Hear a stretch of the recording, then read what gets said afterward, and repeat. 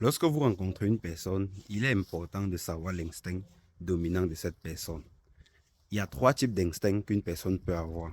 Il y a l'instinct de suivi, il y a l'instinct tête à tête ou l'instinct d'attraction, il y a l'instinct social. Alors, je dois vous donner quelques exemples. Pour ceux qui ont un instinct de suivi, vous allez par exemple rencontrer une fille, vous allez lui demander quels sont tes projets. Elle va vous dire que j'aimerais avoir une belle maison, j'aimerais avoir une belle voiture, j'aimerais avoir un bon mari et faire mes enfants. Ce sont les gens-là qui se contentent uniquement sur les choses purement basiques et n'aiment pas prendre assez de risques. Elles aiment le confort, ou ils aiment le confort pour les hommes. Et les gens qui ont un instinct d'attraction ou tête à tête, ce sont des gens, des personnes qui parfois aiment séduire, elles aiment attirer le regard vers elles. Et c'est souvent le duo. On parle souvent, c'est plus souvent deux personnes. Et vous allez voir, ça peut être l'attachement qu'une personne a avec sa copine ou une fille avait avec son gars.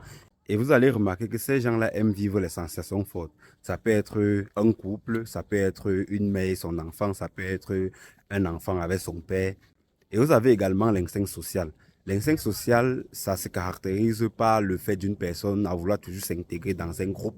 Ça peut être une communauté, ça peut être dans la famille, bref, il aime beaucoup rester plus en communauté. Alors pourquoi il est important de savoir l'instinct d'une personne? Il est important parce que ça vous permet de comprendre la personne. Parce que chaque fois, il y a des gens qui disent toujours que tel est ingrat, tel est hypocrite, tel n'est pas loyal. C'est parce que vous ne comprenez pas les centres d'intérêt de cette personne-là. Et le fait de savoir l'instinct qui domine, parce qu'une personne peut avoir tous ses instincts, sauf qu'il y a un instinct dominant.